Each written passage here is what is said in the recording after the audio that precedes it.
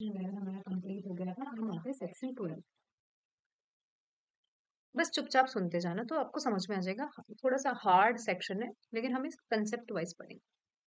समझना कि कोर्ट कभी भी पार्ट परफॉर्मेंस के लिए, हाँ रिकॉर्डिंग ऑन, कोर्ट कभी भी पार्ट परफॉर्मेंस के लिए अलाउ नहीं करता है। जैसे स्पेसिफिक परफॉर्मेंस यदि करवाना होगा तो कोर्ट हमेशा फुल 100% स्पेसिफिक परफॉर्मेंस के लिए ही अलाउ करेगा। ऐसे नहीं कि पार्ट आधा कर दो आधा मत करो, ऐसी सिचुएशन नहीं होती है। लेकिन इसके कुछ एक्सेप्शन है, 3-4 कैटेगरी दिखेगी। जैसे सुनते जाओ कि मान लीजिए ये परफॉर्मर है और ये प्रोमिसी है। ये परफॉर्मर है और ये प्रोमिसी है। इसको काम करना था 100% और इसने काम कर दिया है 80%। ऐसे समझो, आपको कम समझ में आएगा। इधर देखते हैं, यहाँ पे एग्जाम्पल से समझ लो। देखिए, court, the general rule is that, section 12 का जनरल रूल है, the court shall not direct the specific performance of a part of the contract. Court कभी भी स्पेसिफिक परफॉर्मेंस का, पार्ट ऑफ द कॉन्ट्रैक्ट को specific performance के लिए नहीं बोलेगी। इसके एक्सेप्शन दिखेंगे दूसरे में, ठीक है।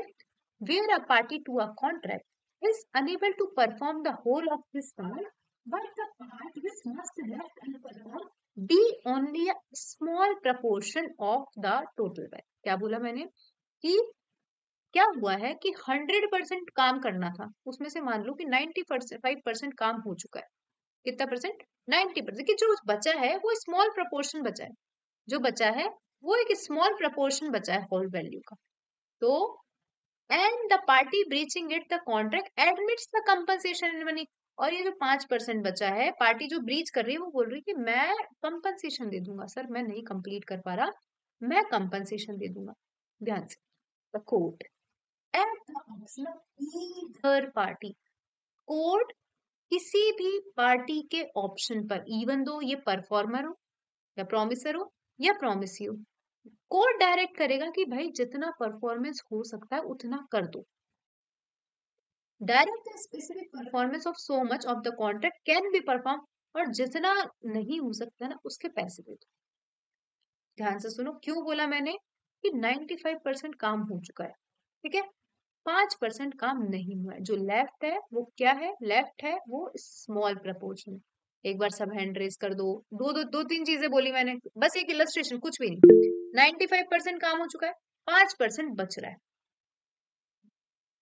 तो किसी भी पार्टी के ऑप्शन पे, क्योंकि 95% काम हो चुका है, किसी भी पार्टी के ऑप्शन पे कोर्ट बोलेगा कि भाई जितना काम हो चुका है उसका स्पेसिफिक परफॉर्मेंस करवा दो, और जितना नहीं हुआ है उसके कंपनसेशन दे दो।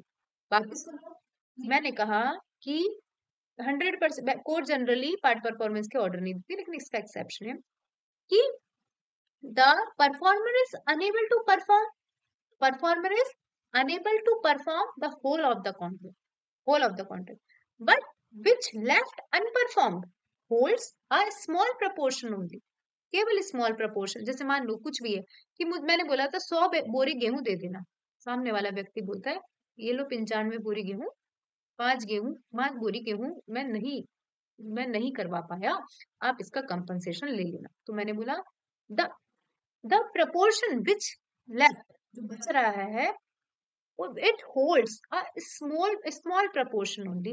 then समझो, सामने वाला कोर्ट बोल रहा है कि दोनों पार्टी में से कोई भी, क्योंकि सामने वाला बोल सकता है कि एक काम कर, तू 95 तो भिजवा दे, 5 का कंपनसेशन दे देना। सामने वाला व्यक्ति बोल रहा है कि मैं 95 भिजवा सकता हूँ, 5 का कंपनसेशन ले लेना। क्योंकि और यहाँ पे इंपॉर्टेंट बात है, कंपनसेशन हो सकता है, उस पांच चीज का कंपनसेशन हो सकता है। तो court at the option of either party order देगी कि स्पेसिफिक परफॉर्मेंस करवा दो, जितना हो सकता है उसका स्पेसिफिक परफॉर्मेंस करवा दो, और जितना नहीं हो सकता उसका कंपनसेशन दे दो। जैसे पारुल ने कॉन्ट्रैक्ट किया शालिनी से कि तू 20 गाने गाएगी एक फंक्शन में, ठीक है, 20,000 रुपए मिलेंगे हर गाने के। मान लीजिए हर गाने के 1,000 रुपए मिलते, 20 गाने के 20,000। उसने 19 गा दिए, और वो इतना लेट हो गई, 10:30 बजे उसको घर पहुंचना है भैया। कहीं रहती होगी, गलत शब्द तो नहीं यूज करूंगी, कहाँ रहती होगी, लेकिन कहीं रहती होगी। 10:30 बजे के बाद में उसको ऐसा डर सा लगने लगा था, वो बोलती कि प्लीज मुझे जाने दो, मैं एक पैसे का कंपनसेशन दे दूंगी आपको। तो 20,000 है तो 19,000 तो तुम ले लो, 1,000 मत दो। अब तो यहाँ पे क्योंकि होल्ड स्मॉल प्रपोर्शन, ये 1% ही तो बचा है, तो कोर्ट दोनों में से किसी भी पार्टी के कहने पर क्या करवा सकता है, स्पेसिफिक परफॉर्मेंस करवा सकता है। एक बार हैंड रेज करो, दो सब सेक्शन समझ में आए। कोर्ट नहीं करेगा। इस वाले में आपको आपने यदि नोट्स प्रिंट करा लिए तो लिख लो कि जो बच रहा है वो स्मॉल प्रपोर्शन है, जो बच रहा है उसका कंपनसेशन हो सकता है। ठीक है, स्मॉल प्रोपोर्शन है, जो बच रहा है उसका कंपनसेशन हो सकता है। और eight the option of either party, रट लेना, ईदर पार्टी मतलब दोनों पार्टी में से कोई भी बोलेगा, कोई भी बोलेगा तो क्या कर सकते हैं, स्पेसिफिक परफॉर्मेंस कर सकते हैं। अब ध्यान से सुनो। मैम इसमें ये जो ब्रीचिंग वाली बात है, ये एक बार फिर से रिपीट करो। The party breaching the party ये ब्रीचिंग बोल द रहा है ना कॉन्ट्रैक्ट कि एग्रीमेंट। भाई मैं कंपनसेशन, मैंने 19 गाने गा दिए, मैं एक गाना नहीं गा रहा और मैं कंपनसेशन लेने के लिए, कंपनसेशन देने के लिए तैयार हूँ इस एक गाने का। तुम मेरे से 1000 रुपए तुम मेरे को एक काम करो, 1000 रुपए मत देना, तुम 2000 और ले लो, तुम 17,000 ही दे देना मुझे। तो पार्टी जो ब्रीचिंग ब्रीच करता कॉन्ट्रैक्ट है वो एडमिट कर रहा है। वही तो एडमिट करेगा कि मैं कंपनसेशन दे दूंगा। खुद सोचो ना, यहाँ ठीक है, शालिनी ठीक बोल रही है कि मैंने 20 गाने गाए और मैंने 19 गाने गा दिए। ठीक है, एक के लिए मैं कंपनसेशन देने के लिए तैयार हूँ भाई, जिसका जिसका नुकसान हुआ है, party breaching contract. Party sufferer थोड़ी कंपनसेशन देगी, एक तो तू एक गाना नहीं गा रही और मैं तुझे बोलूँ कि ले 22-23 हजार ले ले, तू गाना नहीं गा, पार्टी ब्रीचिंग कॉन्ट्रैक्ट। ठीक है, यदि हम normal way, party breaching contract admits the compensation, वो इसका एडमिट्स द कंपनसेशन मतलब खुद एडमिट नहीं कर रहा है, खुद को उसको नहीं मिल रहा है, वो बोल रहा है कि मैं दे दूंगा कंपनसेशन। ठीक है, समझ में आया होगा, ये पार्ट वन है। अब देखो दूसरी चीज, अब ध्यान से सुनना। इसमें ऑप्शन क्या था, ये रट लेना, ईदर पार्ट। खुद सोचो, शालिनी को बोला 20 गाने का, वो आई 5 गाने गाती है, 5 गाने गाती है, यहाँ पे पारुल है, मालूम, और यहाँ शालिनी है। ये कौन है, ये सफरर पार्टी हो गई, शालिनी ब्रीचिंग पार्टी हो गई। सबको समझ में आ गया ये कौन सी पार्टी है, ये ब्रीचिंग पार्टी हो गई और ये सफरर पार्टी हो गई। तो अब कौन बोलेगा, क्या शालिनी बोल सकती है कि स्पेसिफिक परफॉर्मेंस के लिए, समझो कौन बोलेगा, आस्था मैम, शालिनी बोल सकती है कि स्पेसिफिक परफॉर्मेंस करवाओ, मैंने 5 गाने गा दिए, बोल सकती है क्या, यस मैम, यस। नहीं बोल सकती भाई, 5 गाने गा रही है, उसको 15 और गाने हैं और वो 5 गाने के बाद रुक गई है, नहीं गा रही मैं। तो अब ये बोल सकती है कि मुझे 5 गाने के पैसे दिलवाओ, नहीं बोल सकती। एक बार सब हैंड रेस कर दो, कॉमन सेंस लगाओ, मान लो इसने एक गाना गाया और 19 गाने के गाने के लिए मना कर रही है, शालिनी क्या बोल सकती है कि मेरा स्पेसिफिक, मुझे एक गाने के पैसे दिलवाओ, जबरदस्ती, स्पेशली परफॉर्मेंस पे नहीं बोल सकती। कौन बोल सकता है, पारुल बोल सकती है कि नहीं तू शालिनी बोल रही है मैं 5 ही गाऊंगी, तो पारुल बोलेगी हाँ तू 5 गा दे, गा तो सही। मान लीजिए कि शालिनी कौन है, कोई अच्छा सा सिंगर, मान लो ये शालिनी अरिजीत सिंह है, यहाँ पे पारुल और अरिजीत सिंह है। ठीक है, समझना, यहाँ मान लो, अभी आपको समझ में आएगा, पारुल और अरिजीत सिंह है। मैंने मान लीजिए कि मेरे घर में शादी है और मैंने उसमें छपवाया है, उस कार्ड में छपवाया है, कौन आएगा, अरिजीत सिंह आएगा।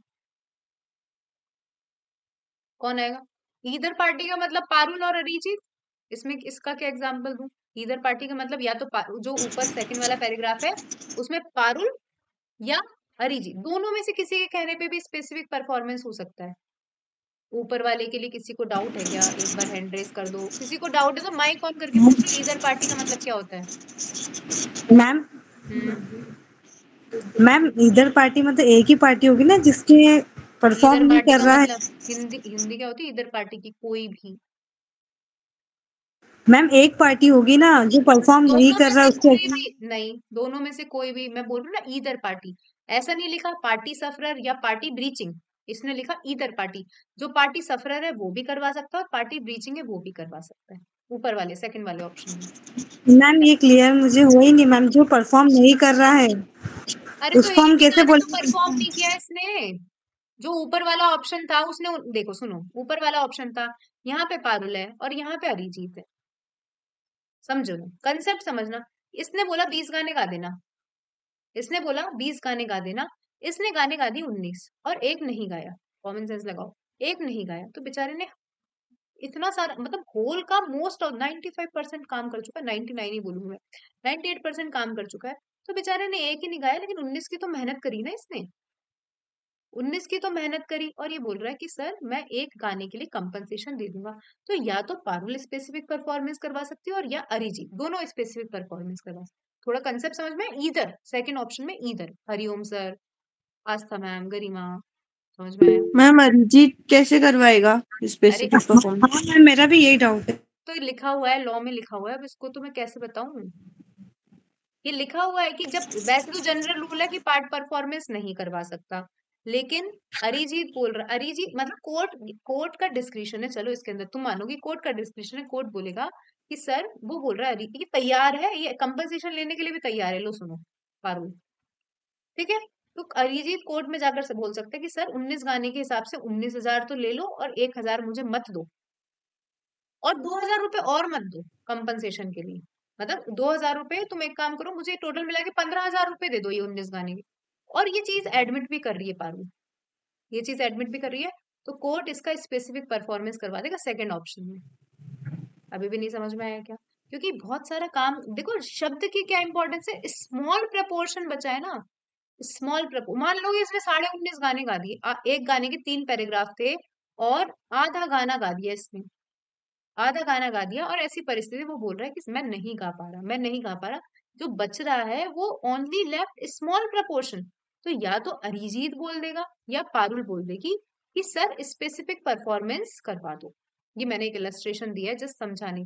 तो जो सेकंड ऑप्शन है उसमें ईदर पार्टी है, कि पारुल भी बोल सकती है और अरिजीत भी बोल सकता है, क्योंकि जो काम बचा है वो बहुत छोटा हिस्सा है, परफॉर्मेंस का छोटा हिस्सा है। तो ये देखो, जब जनरल रूल तो है, कोर्ट नहीं करता, कोर्ट नहीं करता, लेकिन कोर्ट को ऐसा लगता है कि भाई दोनों पार्टी रेडी है, तो दोनों पार्टी के कहने पर ये क्या कर देगा, स्पेसिफिक परफॉर्मेंस का ऑर्डर दे देगा। डन टीना मैम, थोड़ा सा समझ में आया? बस ये याद रखना, स्मॉल प्रपोर्शन बच रहा है, तो दोनों पार्टी, इधर पार्टी। अभी समझ में आया? नहीं आया? नहीं आया तो बोल दो, मैं दोबारा बता दूंगी। मैम वही है कि अरिजीत कैसे मतलब स्पेसिफिक अरे करवाएगा। लिखा हुआ है तो इसके अंदर, मैं लॉ से ऊपर तो नहीं जाऊं, लॉ को इंटरप्रिटेट करना पड़ेगा ना, लिखा है इसने at the option of either party, ये लिखा हुआ है ना, yes at ma'am, the Hindi option में ऑफ भी द, यही है। क्या? वहां दोनों में से किसी भी, हिंदी में भी यही है, दोनों में से किसी भी एक तो पक्षकार ईदर द्वारा। का मतलब तो एक ही पक्ष, दोनों में से एक पक्षकार होता है ना, हिंदी में भी नहीं जाओ तो तुम यदि नॉर्मल कॉमन सेंस में भी चले जाओ कि भाई 19 गाने तो गा चुका और दोनों तैयार हैं कॉम्पनसेशन लेने के लिए, देने के लिए, लेने के लिए तैयार हैं, तो कोर्ट क्या कर देगा, कोर्ट बोल देगा कर, लड़ाई मत करो, कर देगा स्पेसिफिक परफॉर्मेंस की, भाई डायरेक्ट कर दो। इस कॉन्ट्रैक्ट को स्पेसिफिकली परफॉर्म किया जा सकता है दोनों पार्टी के कहने, क्या ये बोल दे चाहे ये बोल दे, ठीक है? नहीं समझ में आया? अब इस चीज को रट लो, इससे ज्यादा मैं नहीं समझा सकती। एक बार सब हैंड रेज कर दो दूसरे ऑप्शन में। भाई आपके मन में ये डाउट नहीं आना चाहिए कि पारुल और अरिजीत, क्योंकि लॉ ने लिखा हुआ है कि जो बच रहा है वो इतना सा हिस्सा बच रहा है, कितना सा, इतना सा हिस्सा बच रहा है, दोनों पार्टी के कहने पर क्या करवा सकता है, स्पेसिफिकली परफॉर्म। आस्था मैम, प्रियंका मैम इसका जो बेसिक ग्राउंड है इस एक्सेप्शन का यही तो है, स्मॉल प्रोपोर्शन होना चाहिए और जी, कंपनसेशन होना चाहिए ईदर पार्टी। और समझ में आया क्या कि ये इनके बेस है, जब भी मैंने बोला स्मॉल होना चाहिए बिल्कुल, और जो नहीं हुआ उसके लिए कंपनसेशन होना चाहिए, कंपनसेशन इन मनी, मतलब वो बोल रहा है कि मैं तैयार हूँ, दोनों कोई पार्टी परिस्थिति, होनी चाहिए। परिस्थितियां देखेगा कोर्ट, परिस्थिति देखेगा, ऐसा नहीं है कि अरिजीत कैसे करवा सकता है, कोर्ट परिस्थिति भी देखेगा कि पारुल लेने के लिए तैयार है क्या कंपनसेशन, लेकिन पारुल भी बोल सकती है और अरिजीत भी बोल सकता है। समझ में आया क्या? बताइए, और जो भी है मैं मानती हूँ, हरिओम सर, शिखा मैम, टीना मैम, आप थोड़ा सा समझ में आया क्योंकि लॉ ने लिख दिया, ये इसको अपन एक्सप्लेन नहीं कर सकते, लॉ ने लिख दिया कि भाई दोनों में से कोई भी पार्टी करवा सकती, लेकिन अब दूसरी बात सुनो, समझ लो पारुल है, पारुल के कार्ड में लिखा हुआ है कि अरिजीत सिंह आएगा शादी में, मुझे बताओ इसकी फेस वैल्यू ज्यादा है, क्या वैल्यू ज्यादा है, इसकी फेस वैल्यू ज्यादा है। अब ये अरिजीत बोल रहा है कि, मतलब उसने बोला 20 गाने गाने आएगा, बहुत सारे लोग इस इंसान को देखने के लिए आ रहे हैं, इस इंसान को, अरिजीत सिंह को देखने के लिए आ रहे हैं। अब अरिजीत साहब, अरिजीत सिंह बोल रहा है कि मैं 5 गाने गा पाऊंगा, मैं 5 गाने ही गा पाऊंगा, समझ लो इसकी इतनी फेस वैल्यू है, ये बोल रहा है कि मैं 5 गाने ही गा पाऊंगा। तो पारुल क्या करेगी, पारुल रिक्वेस्ट करेगी कि भाई तू गा दे, क्योंकि यहाँ पे गाने की वैल्यू नहीं है, अरिजीत, यहाँ पे लोग अरिजीत सिंह को देखने के लिए आ रहे हैं, भाई गाना सुनने के लिए तो आ रहे हैं, लेकिन मेन तो फेस वैल्यू। मान लो शाहरुख खान आ रहा है, सोचो, यहाँ पे अरिजीत भी नहीं बोलते, यहाँ पे पारुल और शाहरुख खान था, और उसने बोला, शाहरुख खान ने, कि मैं 20 गानों पे परफॉर्मेंस करूंगा, डांस करूंगा। ठीक है, अब शाहरुख खान बोल रहा है कि मैं 5 गाने पे कर पाऊंगा। ठीक है, मैं 5 गाने पे परफॉर्म कर पाऊंगा। तो यहाँ पे पारुल बोल रही कि सर आप आ तो जाओ, आप आओ, मतलब इसको जरूरत है इस इंसान की कि आप आ जाओ। ठीक है, आप 5 पे ही कर देना। तो कौन सी पार्टी स्पेसिफिक परफॉर्मेंस के लिए बोलेगी? यदि अपन कॉमन सेंस भी लगाए, निकिता मैम, बताओ, कोई भी यदि अपन हाँ नॉर्मल भी लगाए, कि पारुल बोलेगी कि शाहरुख खान तो यहाँ कर रहा है 5, शाहरुख खान कोर्ट में जाएगा कि मेरा स्पेसिफिक परफॉर्मेंस करवाओ, मैं जबरदस्ती, भाई कोर्ट बोलेगा कि तेरा कॉन्ट्रैक्ट तो 20 गाने का हुआ है, तू 5 गाने पे परफॉर्म करेगा, तो तेरा स्पेसिफिक परफॉर्मेंस कैसे करवा सकते हैं हम? तो यहाँ पे ईदर पार्टी नहीं है, जो पार्टी सफरर है वो करवा सकती है स्पेसिफिक परफॉर्मेंस। वो क्या, ये अभी इसकी इच्छा पे डिपेंड है कि यदि इसको स्पेसिफिक परफॉर्मेंस करवाना है तो कोर्ट में बोलेगी जाकर कि एक गाने पे ही, भाई इस इलस्ट्रेशन में मत चले जाओ, ऐसे थोड़ी कि गाने ही गाने के काम होते हैं, और भी तो काम हो सकते हैं, तो मैं इलस्ट्रेशन दे रही हूँ। कि पारुल बोलेगी कि सर मुझे तो इसकी फेस वैल्यू से मतलब है, मुझे चाहे एक गाना गाए या 10 गाने गाए, बाकी की रिमेनिंग चीज का चाहे कम। वो शाहरुख खान बोल रहा है कि मैं 5 गाने गाऊंगा, तुम्हें मुझे 20 लाख देने थे ना, मैं 5 गाने गाऊंगा, तुम मुझे 1 लाख रुपए दे दो, मुझे बाकी से मतलब नहीं है, 1 लाख रुपए दे दो, मैं सिर्फ 5 गाने गाऊंगा। अब ये इसके ऑप्शन पे है, इसके ऑप्शन पे है कि इसको यदि कॉन्ट्रैक्ट परफॉर्म करवाना है तो ये जाएगी स्पेसिफिक परफॉर्मेंस कराने, ये नहीं जा सकता। एक बार समझ में आया क्या प्रियंका? मैम मैम ये तो केस पे भी डिपेंड करता है ना कि ये आइदर पार्टी वाला चीज तो कि सरफराज। वो सेकंड पॉइंट वहीं खत्म हो चुका है। समझो, यहाँ सेकंड पॉइंट में क्या था टीना, देखो सेकंड पॉइंट में स्मॉल प्रपोर्शन था जो बच रहा है, और यहाँ पे जो बच रहा है वो लार्ज है इन प्रपोर्शन। तो जहां स्मॉल प्रपोर्शन है तो वहां ईदर पार्टी, और जहां लार्ज इन प्रपोर्शन बच रहा है वहां पे हो जाएगा स्मॉल सफरर। एक बार समझो, वापस समझो, जहाँ स्मॉल प्रपोर्शन बच रहा है, छोटा सा हिस्सा बच रहा है, तो ईदर पार्टी। यदि अपन नॉर्मल उसमें जाए, मतलब ज्यादा दिमाग भी लगाए, तो नॉर्मल सोचो कि छोटा सी चीज बच रही है, छोटी सी चीज बच रही है, तो कोर्ट पहले तो नहीं करता है, लेकिन सर्कमस्टांसेस देखकर कि कोर्ट सोचता है कि यार छोटा सा काम तो नहीं किया, 95 किलो गेहूं दे रहा है, 5 किलो गेहूं नहीं दे रहा, तो और वो तैयार है, और वो सामने वाली लेने को भी तैयार है, इसका स्पेसिफिक परफॉर्मेंस हो सकता है eight the option of either party. लेकिन अब बोलो, मैंने बोला 100 किलो गेहूं, मान लो कि 100 किलो गेहूं, कोई दर्पण नाम के गेहूं चाहिए मुझे, बहुत जरूरत, ऐसे बहुत अर्जेंट नीड है, अर्जेंट नीड है। ठीक है, दर्पण नाम के गेहूं चाहिए, और ना ये सामने जो देने वाला है वो बोल रहा है मैं 5 किलो ही दे पाऊंगा, ऐसे मतलब कॉन्ट्रैक्ट तो हुआ है 100 का, सामने वाला बोल रहा है कि मैं 5 किलो ही दे पाऊंगा। अब मेरे को इतनी ज्यादा जरूरत है, मेरे को इतनी ज्यादा जरूरत है कि मेरे को तो कहीं ना कहीं से ये गेहूं चाहिए, क्वांटिटी डजेंट मैटर मेरे लिए। तो ये तो करवा नहीं सकता, अब जो 5 किलो देने वाला है वो थोड़ी बोलेगा कि कोर्ट कोर्ट में जाके कि जबरदस्ती कि सर मैं इसको 5 किलो दूंगा तो आप 5 किलो के लिए स्पेसिफिक परफॉर्मेंस करवाओ। लेकिन सामने वाला व्यक्ति जिसको जरूरत है वो तो बोल सकता है ना कि मुझे तो ये बहुत अर्जेंट नीड है, 100 नहीं तो 5 भिजवा दो, बाकी बाद में देखा जाएगा।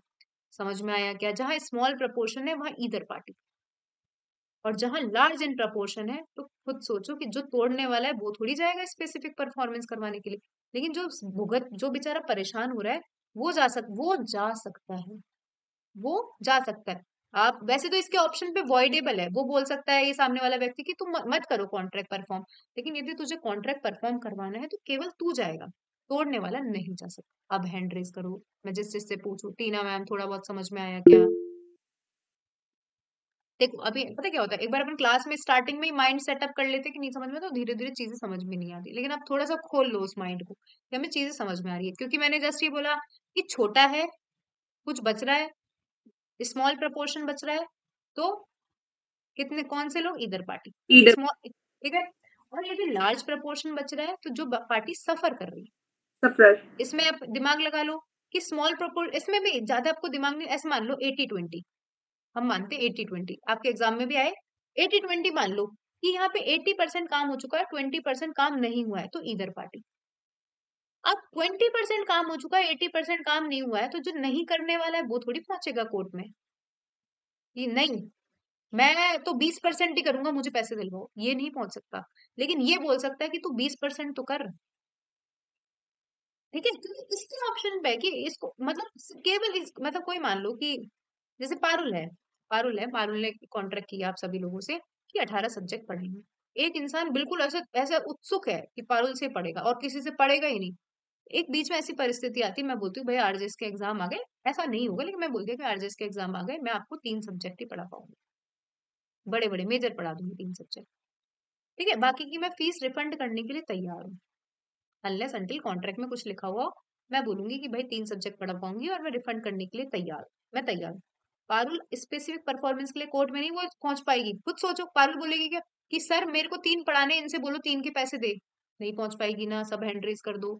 लेकिन सामने वाला व्यक्ति जिसको पारुल से पढ़ना है वो बोलेगा कि सर 3 तो पढ़ा दो मेरे को, कम से कम 3 तो चीजें समझ में आए। तो ये होता है जब लार्जर प्रपोर्शन की पार्टी सफर। आज के बाद इस चीज में कंफ्यूज नहीं होना है। अब आइए समझो, अभी भी छोटे छोटे हिस्सा पढ़ेंगे, अभी ज्यादा कंफ्यूज नहीं होना है। देखिए अब बात सुनो, ये एक हिस्सा था, कौन जाएगा ये समझ में आ गया आपको। जब लार्ज बच रहा है कौन जाएगा टीना मैम जब लार्ज बच रहा है, जब लार्ज ऑप्शन बच रहा है तो कौन जाएगा, पार्टी सफरर जाएगी जो सफर कर रही है वो जाएगी, या पार्टी ब्रीचिंग जाएगी। पार्टी सफल मैम। समझ में आ गया ना, अब तो समझ में आया इससे कि पार्टी सफरर जाए। अब समझो बहुत और अपन एक्सटेंडेड वर्जन में जाते हैं कि मैंने कहा कि मैं 15 सब्जेक्ट पढ़ाऊंगी, दिखेगा आपको 15 सब्जेक्ट पढ़ाऊंगी, हर सब्जेक्ट के 3000 रुपए लिख रखा है मैंने, हर सब्जेक्ट के 3000 रुपए। ठीक है, तो 15 दिया 45,000, 15 3,000 45,000 रुपए। ठीक है, तो एक सब्जेक्ट के 3000 है। अब मैं बोल रही हूँ कि मैं 3 सब्जेक्ट पढ़ाऊंगी, तो कंपनसेशन इन मनी को काउंट किया जा सकता है ना। सब एक बार हैंड रेज करो आस्था मैम, कि 3 सब्जेक्ट पढ़ाऊंगी तो 3 तिया 9,000 किया जा सकता है ना कंपनसेशन इन मनी को काउंट। कि भाई यदि मान लीजिए कि कौन पहुंचा यहाँ पे तो मान लीजिए कि टीना और पारुल है, टीना बोल रही है कि सर मैं तो पारुल मैम से ही पढ़ूंगी, तो कोर्ट बोलेगा कि अब दिख रहा है आपको कि पैस की चीजें डिस्टिंग्विश्ड है, हर मतलब टीना इसको 9,000 रुपए दे सकती है क्योंकि पारुल भी रेडी है, पारुल बोली कि 3,000 मैं 3 सब्जेक्ट पढ़ाऊंगी, तो पारुल रेडी है। तो एक चीज ये हो सकती है, दूसरी चीज देखो, एक कंपनसेशन इन मनी को कैलकुलेट किया जा सकता है, ऐसी भी तो परिस्थितियां आ सकती है। ऊपर वाले में तो किया ही जा सकता था जब अपन ने स्मॉल प्रपोर्शन देखा, नीचे वाले में कंपनसेशन इन मनी को कैलकुलेट किया जा सकता है। एक परिस्थिति ऐसी आ सकती है, दूसरी परिस्थिति जहां पे कंपनसेशन इन मनी को कैलकुलेट नहीं किया जा सकता, खुद समझना। मैंने कहा जैसे टीना और पारुल है, टीना और पारुल कॉन्ट्रैक्ट कर रही है कि आप मुझे सब्जेक्ट पढ़ाओगे तो मैं तुम्हें एक मोबाइल फोन दूंगी, ऐसा नहीं है, एक मोबाइल फोन दूंगी, सीधी बात, समझना बिल्कुल ध्यान से। अब मैं बोलूंगी 3 सब्जेक्ट पढ़ाऊंगी मैं बस, पहले 15 सब्जेक्ट पढ़ा रही थी, मोबाइल दिए जा रहे थे, मैंने बोला कि मैं 3 सब्जेक्ट पढ़ाऊंगी, तो क्या मोबाइल को तोड़ सकते हो क्या, तो समझ रहे हो, यहाँ पे कंपनसेशन इन मनी को कैलकुलेट नहीं किया जा सकता। एक बार सब हैंड रेज कर दो भाई, यहाँ तो कैलकुलेट किया जा सकता है, यहाँ पे कैलकुलेट नहीं किया जा सकता। तो पारुल जैन बोल रही है कि मैं 3 ही सब्जेक्ट पढ़ाऊंगी, बिल्कुल ध्यान से सुनना, पारुल जैन बोल रही है कि मैं 3 ही सब्जेक्ट पढ़ाऊंगी। यदि टीना पहुंची कोर्ट में, टीना पहुंची कोर्ट में कि मेरे को तो पढ़ना ही है 3 सब्जेक्ट, क्या आप इसको काट सकते हो क्या, पारुल कोर्ट बोलेगा कि पूरा का पूरा मोबाइल दे। समझो गलती चाहे पारुल की, गलती भी नहीं बोल सकते, उसने बोल दिया कि सर मैं नहीं पढ़ा सकती, आप ध्यान रखो स्पेसिफिक परफॉर्मेंस के लिए ऐसे इंसिस्ट नहीं किया जाता, पारुल की एक अपनी कला है पढ़ाना, तो आप इंसिस्ट नहीं कर सकते। यदि टीना पहुंची कि सर मुझे तो इनसे ही पढ़ना है, तो क्या मोबाइल में आप तोड़फोड़ करके दे सकते हो क्या, कोई भी बताओ, टीना मोबाइल में तोड़फोड़ करके दे सकते हो क्या पारुल को, नो मैम। प्रियंका मोबाइल में तोड़फोड़ करके दे सकते हो, Astha ma'am, Nikita ma'am, no ma'am. और भी कोई जो भी जिसको, हरिओम सर तोड़ के दे सकते हो, शिखा मैम, ठीक है दे सकते हो, नहीं दे सकते तो भाई साहब पूरा का पूरा मोबाइल देना पड़ेगा। ये पहुंची कि मुझे 3 सब्जेक्ट ही पढ़ाओ, एक बार सब हैंड रेज कर दो कि भाई अब थोड़ी सी चीजें टिपिकल हो चुकी है भाई, कंपनसेशन इन मनी कैलकुलेट हो सकती है। तो पारुल क्या करेगी, पारुल बोलेगी तू एक काम कर 45,000 को तो मत दे, इसमें डिस्काउंट ले ले, माइनस 36,000 रुपए का डिस्काउंट ले ले, क्योंकि कैलकुलेशन हो सकता है, कैलकुलेशन हो सकता है। अब ध्यान रखो कि जहां कैलकुलेशन नहीं है और ये जबरदस्ती पीछे पड़ रही है कि मुझे पढ़ाना है। अब जैसे अगेन वापस ध्यान रखो, वापस सुनो, यहाँ पे पारुल है और यहाँ पे शाहरुख खान है। शाहरुख खान बोल रहा है कि मैं 3 ही गाने गा पाऊंगा 20 में से, 3 गाने ही गा पाऊंगा। इसने पारुल ने हर गाने के 1 लाख रुपए दिए थे। इसने बोला था हर एक परफॉर्मेंस के 1 लाख रुपए दूंगी, तो 20 लाख रुपए बनते। शाहरुख खान बोलता है कि मैं एक ही गाना गा पाऊंगा, मैं 3 ही गाने गा पाऊंगा। तो पारुल बोल रही पहुंचेगी पारुल ही कि 3 ही गाने गा दे तू। शाहरुख खान बोल रहा है जो नहीं गाऊं उसके पैसे काट लेना, तो 3 लाख रुपए बनता है, बनता है। आप समझो, मैंने पारुल ने शाहरुख खान को कहा कि मैं तुझे एक गाड़ी दूंगी, वैगन आर दे दूंगी। चलो ठीक है, गाड़ी तुम्हें लगेगा बड़ी, मैं वैगन आर दूंगी। अब शाहरुख खान बोल रहा है 3 गाने ही गा पाऊंगा। कितने गाने गा पाऊंगा? 3 गाने ही गा पाऊंगा, क्योंकि ये पर्सनल क्वालिफिकेशन है। एक तो आप लोगों को पता, पर्सनल क्वालिफिकेशन को स्पेसिफिकली एनफोर्स नहीं किया जा सकता, जबरदस्ती नहीं की जा सकती। पारुल बोल रही है कि 3, पारुल पहुंची कोर्ट में कि सर मुझे तो 3 गाने गा दो, मुझे शाहरुख खान से मतलब है। मेरे यहाँ पे लोग देखने आ रहे हैं शाहरुख खान को, गाने डांस को कौन देख रहा है, सबको शाहरुख खान देखना है। तो शाहरुख खान यदि पारुल पहुंच गई ना कोर्ट में, तो अब कंपनसेशन इन मनी को काउंट नहीं किया जा सकता। पारुल को पूरी की पूरी वैगन आर देनी पड़ेगी यदि इसको स्पेसिफिक परफॉर्मेंस करवाना है। एक बार हैंड रेज कर दीजिए। बहुत बहुत टिपिकल सेक्शन है जिसको मैंने आपको इजी तरीके से पढ़ाने का ट्राई किया। ठीक है, आइए अब समझ में आएगा आपको पेरेंट। ध्यान से सुनना। पहले अपन ने पहला ऑप्शन पढ़ा, यहाँ पे बच रहा है स्मॉल प्रपोर्शन। सेकंड में इससे स्मॉल प्रपोर्शन। जो तीसरा है इसमें बच रहा है लार्ज प्रपोर्शन। लार्ज प्रपोर्शन, छोटा मोटा नहीं, बड़ा प्रपोर्शन। तो देखो कि where a party to a contract is unable to perform the whole of the contract and the part which must be left unperformed। देखो कितने गाने पे गाने डांस करना था, वो 20 गाने पे डांस करना था। He is unable to perform the whole of the contract, पूरे कॉन्ट्रैक्ट को परफॉर्म नहीं कर पा रहा। लेकिन जो बच रहा है it's forms a considerable part, मतलब बहुत बड़ा हिस्सा बच रहा है, फॉर्म्स अ कंसीडरेबल पार्ट। ठीक है, अब इसमें भी 2 ऑप्शन हो सकता है कि इसमें कंपनसेशन इन मनी को काउंट किया जा सकता है और कंपनसेशन इन मनी को काउंट नहीं किया जा सकता। 2 परिस्थितियां हो सकती है। तो the party in default is not entitled to obtain a decree for specific performance. जो पार्टी डिफॉल्ट है, लाइक पार्टी ब्रीचिंग है, तो वो तो नहीं जा सकती। लेकिन at the option of other party like party sufferer, वो जा सकती है। डायरेक्ट करेगी कि स्पेसिफिकली परफॉर्मेंस दो जितनी हो सकती है। अब अगेन जो हमने बोला था कि यदि कंपनसेशन इन मनी हो सकता है तो भाई एडजस्ट कर दो। कंपनसेशन इन मनी, मैंने बोला कि 3 गाने गा दिए तो 3 लाख दे दो, 3 लाख दे दो, 17 लाख मत दो। तो when compensation in money could be ascertained, in a case falling under clause A, pays or has paid the agreed consideration for whole of the contract, पूरा जितना पैसा देना है दे दो, reduced माइनस कर दो the consideration for the part which must be left unperformed, कि जो नहीं हुआ उसको माइनस कर दो। जैसे मैंने बोला कि भाई 45,000 है, मैं तुझे 12 सब्जेक्ट नहीं पढ़ाऊंगी, तो 12 तिया 36,000 माइनस कर दो, 9,000 दे दो। जब पहुंच रही है टीना कि भाई पढ़ाओ, तो 9,000 दे दो, क्योंकि compensation in money can be counted, can be counted compensation money. अब दूसरी परिस्थिति देखो कि अब बहुत देखो, जैसे इसमें कहा कि पारुल ने को कहा कि 20 गाने गा देना मेरे फंक्शन में, 5,000 पर सॉन्ग, दिख रहा है काम कर सकते हैं। शालिनी ने 11 गाए, ठीक है, और परफॉर्म तैयार कर रेडी नहीं है आगे परफॉर्म। अभी पारुल यदि शालिनी के, पारुल कर सकती है, शालिनी तो नहीं कर सकती। पारुल यदि शालिनी के अगेंस्ट सूट लगाएगी, कोर्ट बोलेगी पारुल को कि भाई 55,000 दे दे 11 गाने के। ठीक है, तो क्या जितना आपका टोटल अमाउंट था, कितना था टोटल अमाउंट? 1 लाख, और जितना अनपरफॉर्म सॉन्ग है 9 × 5 45,000, 1 लाख माइनस 45,000। ठीक है, क्योंकि कंपनसेशन को काउंट किया जा सकता है। एक बार हैंड रेस करो, ये भी समझ में आना चाहिए। Party sufferer not party breach. अब आ जाओ वापिस, मैंने समझा दिया आपको कि भाई कंपनसेशन इन मनी को काउंट नहीं किया जा सकता।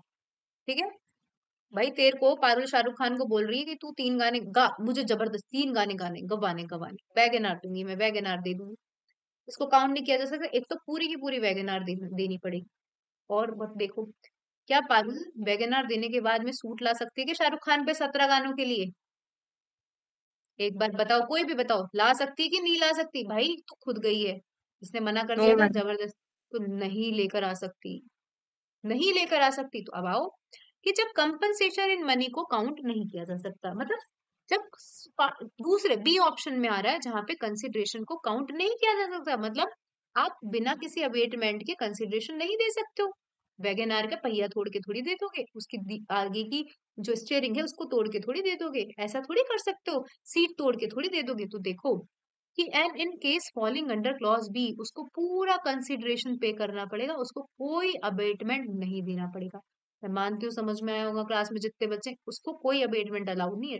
टीना को या पारुल को उसको पूरी वैगनार देनी पड़ेगी विदाउट किसी। अब देखो सुनो, पारुल ने कहा 20 गाने गाएगी, पारुल ने शालिनी को कहा कि तू 20 गाने गाएगी, शालिनी ने 11 गाए और वो परफॉर्म करने के लिए तैयार नहीं है। यहाँ पे कुछ पैसा नहीं है, लिखा हुआ नहीं काउंट वाउंट।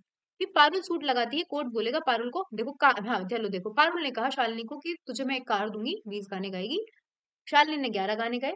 अभी यदि पारुल पहुंचती है ना कोर्ट में कि सर मुझे तो शालिनी से मतलब स्पेसिफिक परफॉर्मेंस करना है, कोर्ट बोलेगी कि भाई कार दे पूरी की पूरी विदाउट एनी अबेटमेंट, क्योंकि कंपनसेशन इन मनी को असर्टेन नहीं किया जा सकता। और फिर मैंने बोला कि तूने कार दे दी और शालिनी को 9 गाने के लिए तुम सूट नहीं लगा सकते हो। इन इधर केस रिलिंग, उसको सारी चीजें रिलिंक्विश करनी पड़ेगी, सारी चीजें रिलिंक्विश करनी पड़ेगी। ना ही वो सूट लगा सकता डैमेज का, ना ही वो किसी चीज का सूट लगा सकता। जैसे भाई अगेन, जैसे टीना ने बोला, दोनों परिस्थितियों में टीना ने बोला कि मुझे पारुल से पढ़ना है। यदि टीना पहुंच गई ना और पारुल ने 3 सब्जेक्ट पढ़ा दिए, अब जिंदगी में आगे कभी भी उन जो भी सब्जेक्ट थे, 15 सब्जेक्ट में से जो 12 सब्जेक्ट थे, इनके लिए ना कभी सूट नहीं लगा सकती आगे, क्योंकि आप पहुंच गई, आपने अग्री कर लिया। और यदि मान लीजिए पारुल, टीना ने पारुल को कहा कि वैगनार देगी, और पारुल ने फिर भी 3 सब्जेक्ट पढ़ाए और वैगनार दे दी, तो अब बाद में टीना को अपने बाकी सारी क्लेम जो अनपरफॉर्म्ड है ना, उसके क्लेम छोड़ने पड़ेंगे, आगे कभी सूट नहीं लगा सकती। तो इमोशनली हो गए ना इसके अंदर, इंसान इसमें इमोशनली चला गया कि भाई वैगनार तो पूरी देनी पड़ेगी, अब आगे आपको सूट भी नहीं लगा सकते यदि आप परफॉर्मेंस करवाने। समझ में आया क्या? बहुत अच्छा सेक्शन है, पर मैम इंटरेस्टिंग। मैम ये तो गलत है ना, उसके अरे साथ तो तो यही उसको बात है ना कि वैसे ही तो सफरर है मैम वो, और फिर वो कार भी पूरी दे रहा है, गाने भी नहीं गा अरे रहा तो है भाई वो। वो जबर तुम मत करवाओ फिर स्पेसिफिक परफॉर्मेंस तुम, भाई क्योंकि कंपनसेशन इन मनी को काउंट नहीं किया जा सकता ना, दोनों चीजें खुद ही तो सोचो। यदि पैसे काउंट किए जा सकते तो पैसे काट के दे दे, और नहीं किया जा सकता और तब भी तुम्हें स्पेसिफिक परफॉर्मेंस चाहिए तो तुझे पूरा ही देना पड़ेगा, यदि तुझे स्पेसिफिक परफॉर्मेंस चाहिए। और मैम ये पॉइंट भी है ना कि पार्ट परफॉर्मेंस तो पहले होता ही नहीं, और हम करवा भी रहे तो फिर तब लैंग्वेज तो तो मना करना कर लिया पड़ेगा। ना, जैसे टीना मैम सही बोल रही थी, सबसे पहले सबसेक्शन बदल में लिखा कि कोर्ट कभी भी पार्ट परफॉर्मेंस के लिए अलाउ नहीं करेगा। तो सबसे पहला जनरल प्रोविजन ही तो यही है कि कोर्ट अलाउ नहीं करेगा। यदि तुम्हें करवाना है तो अब तुम्हें सेक्रीफाइस करना पड़ेगा। देन सबको समझ में आ गया क्या? मैम ये जो सेकंड वाला पॉइंट है, इन इधर केस में इसमें 3 वाले के ए और बी दोनों पॉइंट इंक्लूडेड है ना?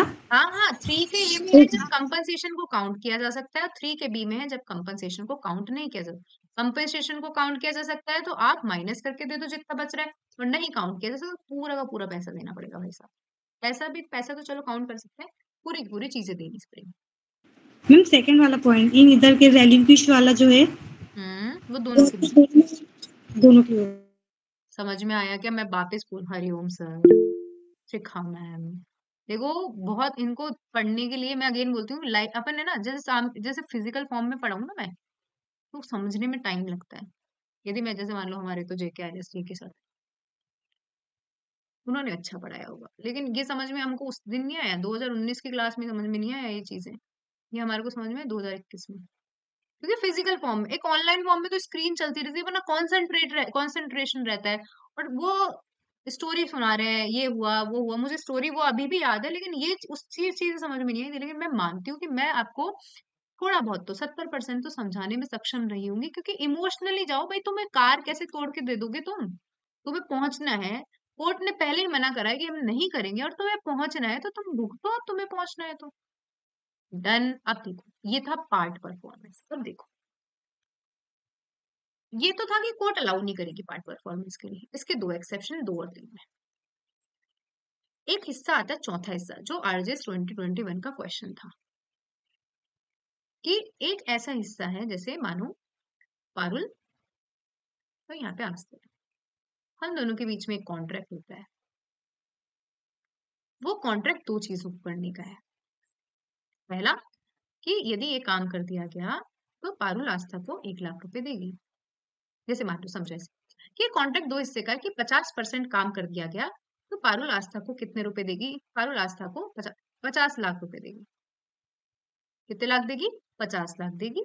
और 50% ये मतलब आधा आधा बटा हुआ है ऑलरेडी, आधा आधा बटा है कि 50% काम और कर दिया गया तो पारुल आस्था को फिर 50,000 देगी।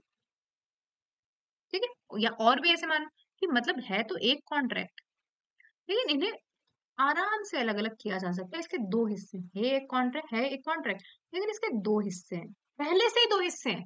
एक बार सब समझ रहे हो कि एक बार हैंड रेस करो। ऊपर वाले 3 में सारा मर्ज चल रहा था, क्या चल रहा था? मर्ज चल रहा था। और ये चौथा नंबर का है, मतलब अलग अलग है, हर चीज अलग अलग है, सब चीजें है एक ही कॉन्ट्रैक्ट। मान लो रेसिप्रोकल प्रोमिसेस है कि भाई तू 5 करेगा मैं 5 कर दूंगा, तू 5 करेगा मैं 5 कर दूंगा। ठीक है, हर चीज क्लियर है, हर चीज बिल्कुल क्लियर है, स्पेसिफिकली मेंशन्ड है कि आधा हिस्से का इतना मिलेगा। मतलब उसमें लिखा हुआ भी कि तू ये आधा कर देगा तो 50%, तो बीच में छोड़ के जा सकता है, बीच में छोड़ के जा सकता है, तुझे 50% नहीं दूंगा। समझ रहे हो क्या कोर्ट इसका स्पेसिफिक परफॉर्मेंस करवा सकती है क्या? कॉमन सेंस बताओ निकिता मैम, यदि क्लास में हो, इसका स्पेसिफिक परफॉर्मेंस करवा सकती है कि इसने 50% काम कर दिया तो? नो है क्या मैम। क्लास? करवा सकती है ना, क्योंकि ये जो दोनों हिस्से हैं वो सेपरेट हैं, इंडिपेंडेंट। एक बार हैंड रेस कर दो, कंफ्यूज नहीं होंगे। ऊपर में बट एक वो लाइन अगला वाला तो परफॉर्म नहीं हो रहा ना। तो ये इसके लिए तो भाई इसने उसमें लिखा है ना कॉन्ट्रैक्ट में कि तू 50% कर देगा तो तुझे 50,000, तू बीच में छोड़ के जा सकता है, तू बीच में ये, हाँ, लेकिन जो वो पूरा कर दिया उसके लिए परफॉर्म उसके करा लिए सकते हैं। उसके लिए तो पहुंचेगा, हाँ, क्योंकि ये हाँ, जो उसके पार्ट लिए करा कंप्लीट सकते हुआ हैं। है हाँ, वो सेपरेट है, इंडिपेंडेंट है, एक दूसरे पे बेस्ड नहीं। समझ में आ गया क्या सबको? फोर्थ वाला हिस्सा कि जो पार्ट हो चुका है और जो पार्ट नहीं हुआ है वो एक दूसरे से सेपरेट है, एक दूसरे से इंडिपेंडेंट है। कोर्ट इसका परफॉर्मेंस करवा सकती है। ये भी तो एक एक्सेप्शन हुआ कि दोनों चीजें एक दूसरे से अलग अलग है। उसमें साफ लिखा हुआ है यदि काम कर दोगे तो तुम्हें 50,000 दे दूंगा, और जो हिस्सा तुम बीच में छोड़ के जा सकते हो, नहीं करोगे तो नहीं दूंगा। यदि तूने दोनों कर दिया तो अच्छी बात है, क्योंकि दोनों दोनों चीजें ये फुटिंग ईच अदर, एक शब्द देखोगे independent and separate from each other, तो आप कैसे कैसे आप कर सकते हो कि भाई करवा दिया तो पहुंचेगा ही ना कोर्ट में वो। आइए अब देखो, देखो पॉइंट नंबर 4 मैंने बहुत इतनी इज्जत से बनाया ना ये, आप इसके नोट्स देखोगे एग्जाम्पल में कि यदि नॉर्मल आदमी जैसे एक क्लास लेगा एक बार तो उसको समझ में आ जाए, समझ में आ जाए। देखो जो मैंने लिखा ऊपर वाले में, Parul can not file suit any more, यदि दो में और 3 के ए में और 3 के बी में यदि वो कर देती है सूट लगा सकती है, अब बाद में कभी सूट नहीं लगता। ये 3 का चार्ट, ये कॉन्ट्रैक्ट में 2 पार्ट्स हैं, ये अलग से 2 पार्ट्स हैं। और when a part of a contract which is can be specifically performed stand a separate or independent footing from other part, कि ये जो काम हुआ है वो बिल्कुल अलग है, सेपरेट है, इंडिपेंडेंट है, और सच उस दूसरे पार्ट को स्पेसिफिकली एनफोर्स नहीं किया जा सकता क्योंकि दूसरा पार्ट का तुमने काम नहीं किया है। तो कोर्ट डायरेक्ट कर देगी कि भाई हो जाए, जो 50% काम कर दिया है उसको डायरेक्ट कर देगी कि भाई दे दे पैसे। समझ में आ गया क्या पॉइंट नंबर 4? सेक्शन 12 को समझने में काफी टाइम लग जाता है। क्लास खत्म होने के बाद वापस से चाहे रिकॉर्डिंग सुनना नहीं सुनना और वापस से पढ़ लेना, ठीक है? तो 100% श्योर हो जाओगे कि समझ में आ गया। अब देखो एक्सप्लेनेशन, ठीक है? सबको आस्था मैम, मैं जो बोल रही हूँ शिखा मैम, इन दोनों दो समझ में आया? प्रियंका मैम हैंड रेज कर दो।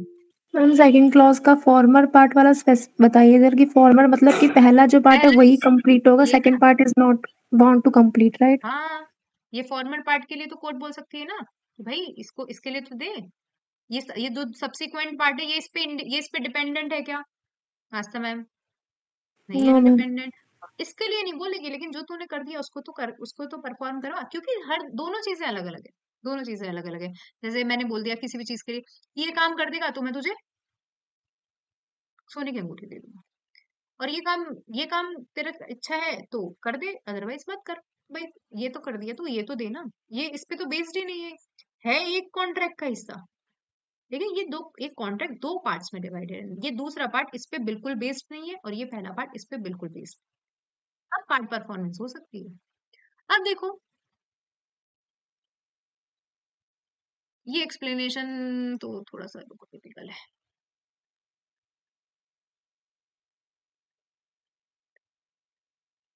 बेरब से पढ़ो इनको सेक्शन 12 को, ऐसे झंझना जाता है इंसान। जो भी बच्चे क्लास में नहीं आए ना, मैं सच बता रही हूँ, मतलब मेरे को देखो घंटा फर्क नहीं पड़ता कोई आए नहीं आए, लेकिन मैं हमेशा पॉजिटिविटी देती हूँ कि क्लास में बैठो। रिकॉर्डेड से नहीं समझ में आती ये चीजें। अब सेक्शन 12 को रिकॉर्डेड से समझना बहुत मुश्किल। शब्द अच्छा नहीं था घंटा, लेकिन मुझे फर्क नहीं पड़ता। आओ मेरे को तो क्या है, मेरे को फीस मैम ये 4 वाले का एग्जांपल दोगे ना आप अभी 4 बाय वाले का नोट्स दिया में? है ना, 4 वाले का लिखा है क्या हमें एग्जाम्पल? देखो मतलब इजी था, मैंने इसलिए नहीं लिखा होगा 4th वाले का। एग्जांपल मतलब यदि दे देते तो वो क्या याद रहता है मैम, देख लेना आपके देख साथ। रही हूँ, मैं बता रही हूँ ना, जैसे जैसे मैंने बोला ना कि ये आप, मैंने बोला जैसे टीना से कि तू 50% काम कर देगी तो मैं तुझे 1 लाख दूंगी। उसी कॉन्ट्रैक्ट में लिखा है कि तू नहीं करेगी तो तू छोड़ के जा सकती, क्विट कर सकती है। और लेकिन तू 50% और कर देगी तो मैं तेरे को 1 लाख और दे दूंगी। तो भाई टीना 50% करके जा सकती है ना, छोड़ के जा सकती है। तो देखो कि एक जो पार्ट है वो स्पेसिफिकली इन्फोर्स किया जा सकता है, जो सेपरेट है और इंडिपेंडेंट है दूसरे पार्ट से, उसी कॉन्ट्रैक्ट के दूसरे पार्ट से इंडिपेंडेंट है, ठीक है, जिसे स्पेसिफिकली परफॉर्म नहीं किया जा सकता। तो कोर्ट इससे को तो करने के लिए बोल देगी ना कि भाई इसको तो परफॉर्म कर दो जब ये इंडिपेंडेंट है और सेपरेट है। डन। अब देखो, for the purpose of this section, a party to a contract shall be deemed to be unable to perform the whole of his part of its of if a portion of subject matter existing at the date of the contract has ceased to exist at the time of इतना important नहीं है, लेकिन मैं बता देती हूँ कि अब जैसे जैसे मान लीजिए एक्सप्लेनेशन में कि ऐसी परिस्थिति आ गई कि कोर्ट, मतलब ऐसी परिस्थिति आ गई कि पार्टीज परफॉर्म कर ही नहीं सकती है, तो उसको भी इस चीज में इंक्लूड किया गया। जैसे मान लो कि मैंने ऐसे कहा, वही सेम कि मैंने ऐसे कहा, मैंने और लाइक मान लो गरिमा, पारुल और गरिमा है, पारुल ने गरिमा को कहा कि अपन एक काम करेंगे, पॉलिथीन का बिजनेस करेंगे। इसका बिजनेस करेंगे, पॉलिथीन का बिजनेस करेंगे। इसके अंदर यदि पॉलिथीन का बिजनेस गवर्नमेंट रोक भी देती है, इसको भी माना जाएगा कि जो मतलब इसको भी ये माना जाएगा कि व्यक्ति ने परफॉर्मेंस नहीं किया है, क्योंकि गवर्नमेंट अब ये उसकी उसकी इच्छा के बिना रुक गया, मतलब गवर्नमेंट ने रोक दिया। तो ये अब देखो, अब समझोगे हम, इतना एक्सप्लेनेशन जरूरी नहीं है। इस सेक्शन के लिए एक पार्टी को अनेबल समझा जाता है अपने परफॉर्मेंस को, अपने होल ऑफ द पार्ट को परफॉर्म करने के लिए, यदि जो सब्जेक्ट मैटर है वो, अब जैसे पॉलिथीन है, अब उसका कुछ काम हो ही नहीं सकता क्योंकि गवर्नमेंट ने ही मना कर दिया। सब्जेक्ट मैटर है वो सीज टू एग्जिस्ट हो गया। जैसे अगेन वापस बात, मैंने और गरिमा ने कॉन्ट्रैक्ट किया,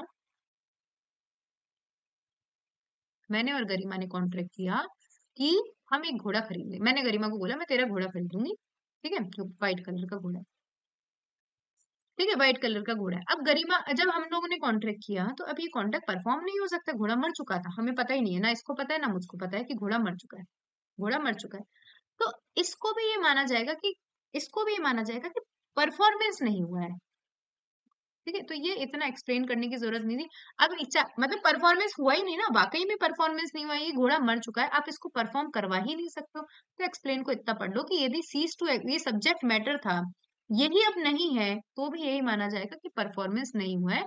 ऐसे वैसे का लेन देन का जो भी स्पेसिफिक परफॉर्मेंस है वो रूल के अकॉर्डिंग कर रहे हैं। सिंपल एक्सप्लेनेशन कि परफॉर्मेंस का नहीं होना तब भी माना जाएगा जब subject matter ceases to exist है। Subject matter ceases to exist है। मान लीजिए गरिमा ने पारुल को 1000 रुपए दे दिए, अब घोड़ा मर चुका है, तो भाई यदि स्पेसिफिकली परफॉर्मेंस कराने पहुंचोगे तो कोर्ट यही तो बोलेगा कि भाई ये 1000 रुपए वापस कर दे, यही तो बोलेगा कि 1000 रुपए वापस कर दे। मैं मानती हूँ समझ में आ गया होगा, एक्सप्लेनेशन इतने मैंडेटरी नहीं। मैम ये किस में आ रहा है, स्मॉल पोर्शन में आ रहा है या फिर लार्ज पोर्शन में आ रहा है ये वाला पॉइंट? जनरल एक्सप्लेनेशन जब दी जाती है तो जनरल लास्ट में दी जाती है, तो मतलब सबके लिए बोल दिया, तो इसमें मैम ज्यादा दिमाग। रेमेडी कुछ भी नहीं रहेगी ना मैम इसकी? कोर्ट बोल देगा भाई रेस्टिट्यूशन एक रेमेडी हो सकती है। कोर्ट बोल देगा कि भाई मर चुका, अब स्पेसिफिकली परफॉर्म नहीं हो सकता, जिसने जितने पैसे वैसे दिए हैं उतने पैसे वापस कर दो, क्योंकि अब स्पेसिफिकली एनफोर्स तो हो ही नहीं सकता। जी ठीक मैम। है, एक बार वापस देख लो कि इस सेक्शन के लिए अनेबल टू परफॉर्म माना जाएगा यदि सब्जेक्ट मैटर जो डेट ऑफ द कॉन्ट्रैक्ट था उस दिन एग्जिस्टेड पे था और सीज टू एग्जिस्ट हो गया। ऐसे भी मान लो जैसे मैंने बोला कि पारुल है और गरिमा है, ये मानो कि पारुल है और गरिमा है कि इन दोनों ने कॉन्ट्रैक्ट किया कि फला महीना की फला तारीख को 10 तारीख को घोड़ा ले लेंगे। ठीक है, गरिमा के पास में उस टाइम घोड़ा जिंदा था, घोड़ा जिंदा था। पारुल ने गरिमा को 1 लाख रुपए दे दिए कि भाई एक काम कर, अपन सब्जेक्ट मैटर जो 10 तारीख इस महीने की 10 तारीख आएगी ये घोड़ा तू मुझे डिलीवर कर देना। उस दिन तो ये घोड़ा था एग्जिस्टेंस में, लेकिन 10 तारीख मान लो 8 तारीख को ये घोड़ा मर गया। इसे भी ये माना जाएगा Garima is unable to perform. Garima is unable to perform इस सेक्शन के अंदर गरिमा को जब इस जो सब्जेक्ट मैटर था वो उस दिन एग्जिस्टेंस में था, लेकिन बाद में यदि सब्जेक्ट मैटर सीज भी हो गया तब भी यही माना जाएगा कि गरिमा इज अनेबल टू परफॉर्म। अब नहीं कर सकती ना गरिमा, कैसे देगी बेचारे घोड़े को, मरा हुआ थोड़ी ले जाएगी पानी। जनरल एक्सप्लेनेशन है, दिमाग में ज्यादा नहीं जाना। कोई चीज एग्जिस्टेंस में थी अब, लेकिन वो एग्जिस्टेंस में नहीं रही, एग्जिस्टेंस में नहीं रही जब परफॉर्म करना था, तो यही माना जाएगा कि सामने वाला व्यक्ति परफॉर्म नहीं कर पाया। अब वो रूल जनरली रूल अप्लाई हो जाएंगे, कोई परेशान। अब आ जाओ, मैं मानती हूँ समझ में आया होगा, ज्यादा दिमाग मत लगाओ।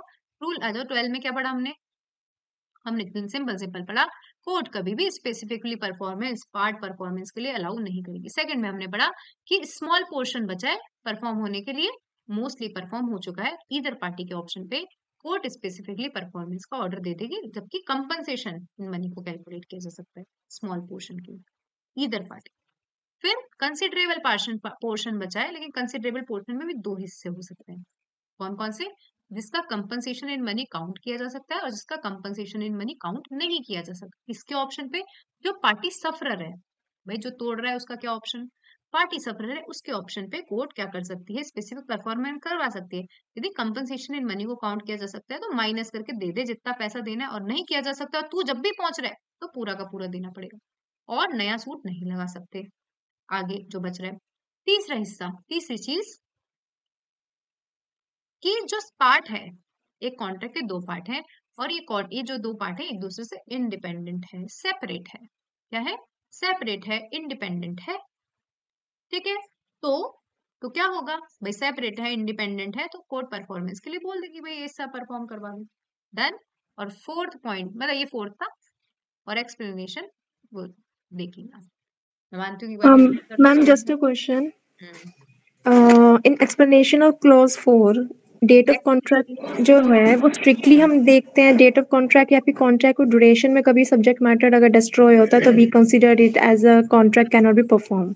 ये सिंपल सी एक बात बोल रहा है कि जो सब्जेक्ट मैटर था वो कॉन्ट्रैक्ट के टाइम पे तो था, जैसे घोड़ा था, घोड़ा कॉन्ट्रैक्ट के टाइम पे था कि पारुल ने बोला कि 1 लाख रुपए ले लो, ये 10 तारीख को भिजवा खाना को देखो लिखा, if a portion of it subject matter existing at the time of contract, अब सीज टू एग्जिस्ट हो गया जब परफॉर्मेंस के टाइम पे था, जब घोड़ा मर चुका, मान लो घोड़ा मर चुका तो अभी सब्जेक्ट मैटर खत्म हो चुका, तो इसको ये जनरल माना जाएगा कि अब गरिमा परफॉर्म नहीं कर सकती। तो ये एक जनरल एक्सप्लेनेशन, डीप वाली एक्सप्लेनेशन नहीं है। अब बोलो बाकी इसमें ठीक है ओके थैंक यू। मतलब इतना डीप वाली इसको कंसेप्चुअल एक कि भाई इसको भी माना जाएगा कि गरिमा अनेबल टू परफॉर्म हो चुकी है। जनरल एक्सप्लेनेशन दे दी उन्होंने कि कुछ पार्ट भी जो मान लो पूरा का पूरा सब्जेक्ट मैटर नहीं, सब्जेक्ट मैटर का पार्ट भी था, अब वो परफॉर्म नहीं किया जा सकता, तो भी ये माना जाएगा कि नहीं किया जा सकता, अब वो unable to perform, unable to perform. Ma'am एक टर्म यूज हुई है specific performance of a contract, इसका मतलब ये है ना मैम जो कॉन्ट्रैक्ट में लिखा है वही परफॉर्म होना चाहिए as it is, no variation. हाँ मतलब वो मान लो specific performance of the contract पूरा का पूरा लिख बस कि भाई जो करने के लिए बोला था वो करना है।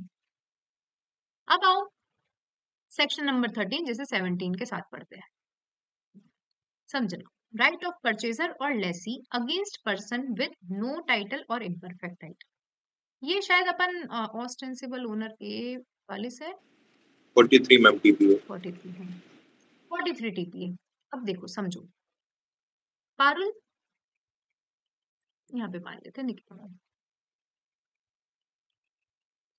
निकिता बोल रही है पारुल को कि मैं तुझे 3 घर दे रही हूँ, 3 घर दे रही हूँ, बेच रही हूँ, इसमें से 2 घर तो निकिता के हैं, 2 घर निकिता के और 1 घर निकिता के फादर का है,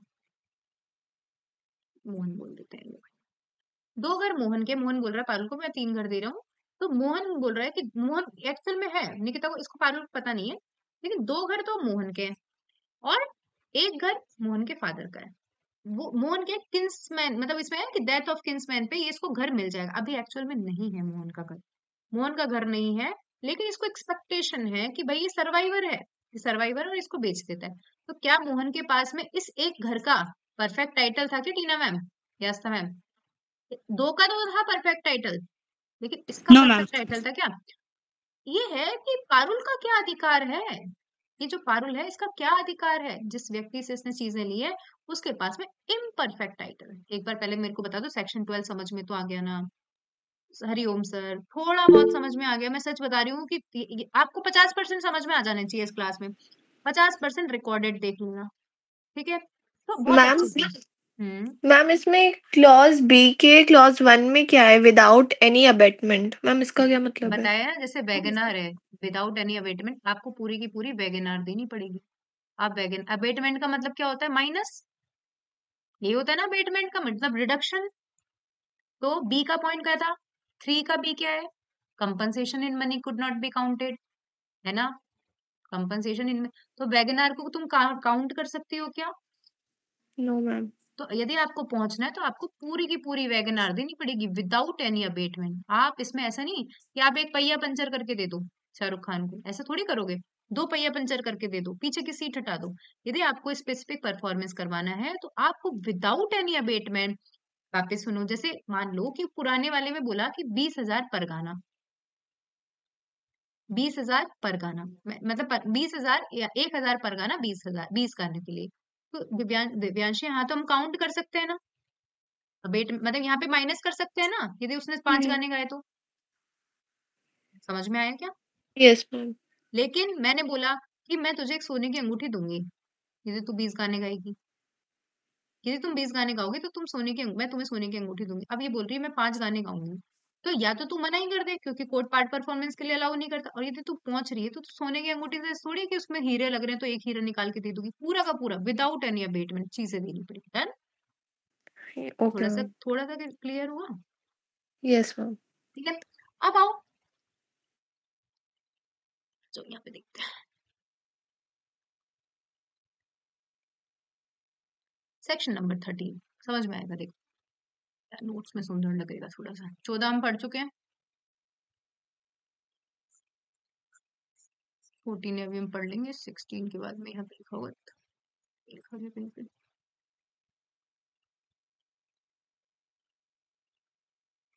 सेक्शन नंबर 13 देखो, राइट ऑफ परचेजर। यहाँ कौन थी? पारुल। यहाँ कौन था? मोहन। पारुल है परचेजर, मोहन कौन है? Seller. Right of purchaser against person with no title और imperfect title, where a person contracts to sell or let certain immovable property having no title or having imperfect title। एक व्यक्ति कॉन्ट्रैक्ट टू सेल कर रहा है या एक ऐसी immovable property को लेट कर रहा है जिसका उसके ऊपर टाइटल नहीं है या इम्परफेक्ट टाइटल। परचेजर और लेसी के पास में फॉलोइंग अधिकार। क्या अधिकार है? फॉलोइंग। पारुल, मोहन, 2 घर और 1 घर जो इसके पिताजी का। अब इसके पिताजी की मृत्यु हो जाती है, मोहन के पिता अभी नहीं है, अभी अभी जब इसने घर बेचा तब इसके पास में इम्परफेक्ट टाइटल था, मोहन का एक्चुअल में टाइटल ही नहीं था इस एक घर के लिए। अब इसके पिताजी की मृत्यु हो जाती है तो अब एक्चुअल में मोहन को घर मिल जाता है। तो पारुल बोलेगी कि भाई तूने पहले मुझे गुड टाइटल नहीं दिया था ना, इस गुड टाइटल को कंफर्म कर। अब तो मिल गया ना तुझे घर, एक बार हैंड रेज कर दो कि भाई अब मृत्यु होने के बाद इसकी वसीयत में मोहन का नाम है, पहले नहीं था, पहले नहीं था मोहन का नाम। पहले मोहन के पास में इम्परफेक्ट टाइटल था, लेकिन अब जब जैसे मृत्यु हो गई तो अब इसके पास में एक्चुअल में टाइटल आ गया। तो पारुल बोलेगी कि भाई मेक गुड कर, तू मुझे 100% टाइटल दे। पारुल को पता चला कि भाई पिताजी का घर था, मोहन ने तो जबरदस्ती बेच दिया था। देखो, यदि वेंडर और लेसर को सब्सिक्वेंटली इंटरेस्ट मिल जाता है प्रॉपर्टी में, परचेजर और लेसी उसको बोल सकते हैं कि मेक गुड। ये शब्द अच्छा, एक बहुत अच्छा शब्द है कि मेक गुड कर भाई, जो इंटरेस्ट तुझे मिला है उसके लिए मुझे अच्छा इंटरेस्ट दे। समझ में आया? दिव्यांशी, टीना, मैम की बात तो समझ में आया होगा, ठीक है। कंसेप्ट समझो कि पहला, जब आपने घर बेचा, सेक्शन 43 टीपीए पढ़ते हैं इसके अंदर, टीपीए का वो है कि, या एस्ट्रोपल भी आप इससे लिंक कर सकते हो, लेकिन ठीक है इतना मैंडेटरी नहीं है। भाई मेक अ गुड कर, तूने, तेरे को अब मिल गया ना टाइटल, आज से 2 साल पहले नहीं था, लेकिन 2 साल बाद तो तुझे अच्छा टाइटल मिल गया ना, तो वापस कर दे भाई, ये मेरे टाइटल को अच्छा बना दे। अभी तूने अच्छा टाइटल नहीं दिया था मुझे पहले, अब मुझे अच्छा, अब देखो अगेन समझ लो, ये वही पारुल और मोहन, इसको 41 से कनेक्ट कर लो यदि करना चाहो, तो रहने दो अदरवाइज। मोहन ने 2 घर बेचे जिसपे इसका प्योर टाइटल था, बिल्कुल प्योर। एक घर जो था वो सब्जेक्ट टू कंफर्मेशन था। कुछ होती है कि जैसे मान लो कि मोहन घर बेचेगा, लेकिन उसमें ये लिखा है कि मोहन घर बेचेगा तो उसकी बहन की परमिशन से बेचेगा। ऐसी कुछ बात हुई होगी उनके कॉन्ट्रैक्ट में, जैसे प्रीएम्पशन के वगैरह के राइट होते हैं, तो ऐसा कुछ होता होगा कि एक घर बेचेगा, है मोहन का घर, लेकिन उसमें लिखा है सब्जेक्ट टू कंफर्मेशन। उस घर की कंडीशन है सब्जेक्ट टू कंफर्मेशन। मोहन बिना कंफर्मेशन के लिए घर बेच देता है पारुल को। ये इसे इनपरफेक्ट टाइटल बोल रहे हैं, मतलब उसने कंफर्मेशन नहीं ली अपनी बहन की। तो पारुल इसको इंसिस्ट कर सकती है कि भाई सहमति दे, सहमति ले, सहमति ले, अपनी बहन की सहमति ले। तो समझ में आया क्या? पहले वाले में थोड़ा सा डिफरेंट कंसेप्ट था, दूसरे वाले में, पहले वाले में क्या था, उसको देखो सब्सिक्वेंटली उसने इंटरेस्ट एक्वायर कर लिया था। अब दूसरे वाले में क्या लिखा हुआ है कि जब सहमति जरूरी है किसी अदर पर्सन की टाइटल को वैलिडेट करने के लिए, जैसे किसकी सहमति जरूरी थी, बहन की सहमति जरूरी थी टाइटल को वैलिडेट करने के लिए। अब वो पारुल मोहन के पीछे पड़ जाएगी कि भाई तेरी बहन से सहमति ले, and they are bound to concur, और उसकी बहन बाउंड भी है, बाउंड भी है, मतलब सहमति भी लेनी है, उसकी बहन बाउंड भी है कि भाई देगी वो सहमति। तो एट परचेजर और लेसी मे कंपेल हिम टू प्रोक्योर सच, की भाई पीछे पड़ जाओ, इसका पारुल का अधिकार है कि भाई बोल दे कि मोहन जल्दी से अपनी बहन से कॉन्करेंस ले, कॉन्करेंस ले, कॉन्करेंस ले, मेक गुड। अब देखो, अब ध्यान से सुनो और देखो कंसेप्ट, बिल्कुल थोड़े से कंसेप्चुअल है, लेकिन कंसेप्ट समझ में आ जाएगा तो आप लिख दोगे। पारुल और मोहन ने पारुल को 1 करोड़ का घर बेचा, लेकिन समझो पारुल को पता नहीं था कि ये घर मोर्गेज्ड है। इस पे कितने लाख रुपए का मोर्गेज है? 30 लाख रुपए का मोर्गेज। बाद में पता चलता है, तो पारुल क्या इंसिस्ट करेगी कि भाई मैंने जो तुझे 1 करोड़ रुपए दिए हैं, इस 30 लाख को चुका दे, इसको फ्री, चार्ज फ्री प्रॉपर्टी कर दे। समझ में आया क्या? एक बार हैंड रेस करो, करेगी ना इंसिस्ट कि भाई तूने मोर्गेज वाला घर दिया, मैंने भी तो तुझे 1 करोड़ रुपए दिए हैं, इस 30 लाख को चुका के मुझे चार्ज फ्री प्रॉपर्टी दे दे। ऐसा कर सकती है पारुल कि कौन आ जाइए, यही लिखा हुआ है। मैंने बोला ना कंसेप्ट समझोगे कि जो इसका मोर्गेज का अमाउंट है वो लोन के अमाउंट, जो पैसा सेल वैल्यू है उससे बहुत कम है या उससे कम है। जैसे मान लो मोर्गेज का अमाउंट 90 लाख होता, ठीक है, और ये 1 करोड़ की सेल वैल्यू होती, तो पारुल को जब पता चल रहा है कि मोर्गेज, तो पारुल इंसिस्ट करेगी कि भाई 90 लाख है, मैंने तुझे 1 करोड़ दिए ना, तो इस 90 लाख को मुक्त कर दे, मुक्त कर इस 90 लाख को। तूने जो प्रॉपर्टी मुझे, तूने कहा था मोर्गेज फ्री प्रॉपर्टी बेचेगा, तूने मोर्गेज के साथ प्रॉपर्टी दे दी, तो भाई 1 करोड़ से 90 लाख चुका देना, चुका मेरे पैसे, मैंने तुझे दिए, इस प्रॉपर्टी को मोर्गेज फ्री प्रॉपर्टी कर। Parul can compel to do. देखो अब देखो, देखो शब्द समझना कि 1 करोड़ ज्यादा है, मोर्गेज का अमाउंट कम है।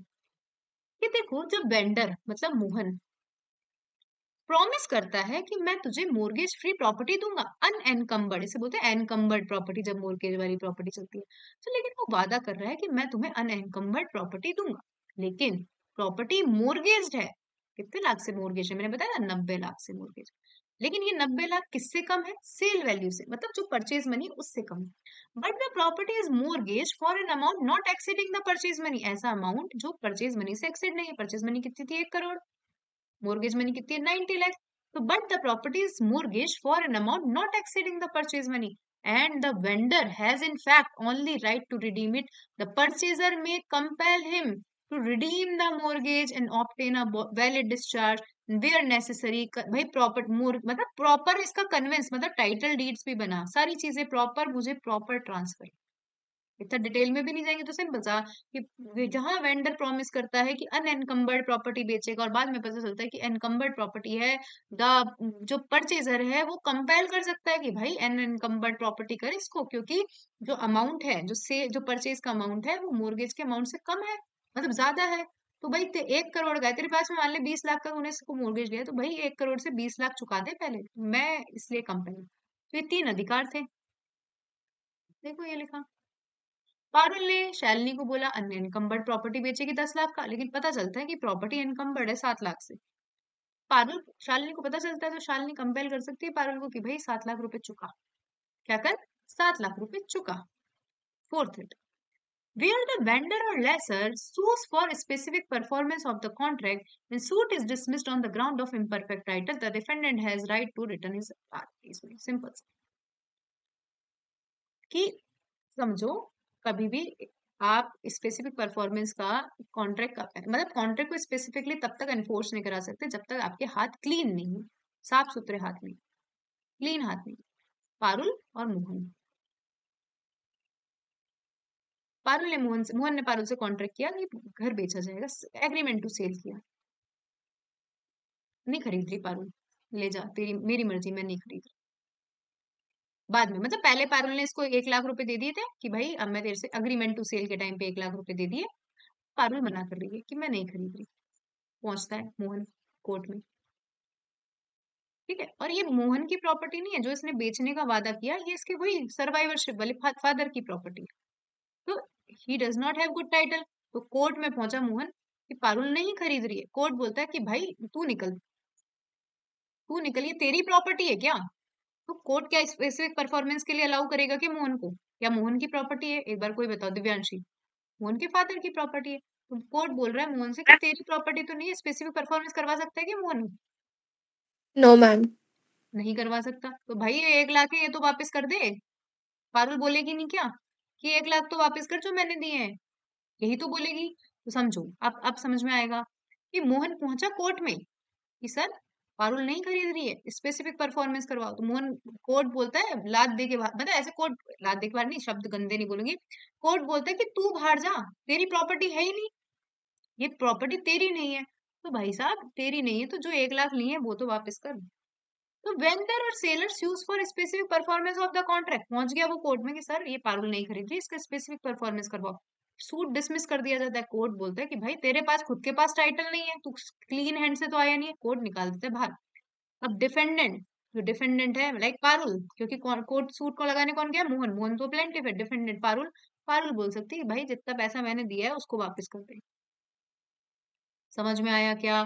और ये सारे सारे मूवेबल प्रॉपर्टी के सेल और हायर पे भी अप्लाई होते हैं, एक बार हैंड रेज कर दो समझ में। सबसे पहला कि बाद में इंटरेस्ट मिल जाता है तो वो बोलेगी कि मेरे इंटरेस्ट को मेक गुड कर, किसी की कॉन्करेंस की जरूरत है तो वो बोलेगी कि सहमति ले, ठीक है। और यदि बाद में वो पहुंचता है मतलब किसी, और यदि मोर्गेज अनएनकम्बर्ड प्रॉपर्टी बेचने की बात की गई थी और एनकम्बर्ड है तो वो बोलेगी कि भाई फ्री करवा इसको।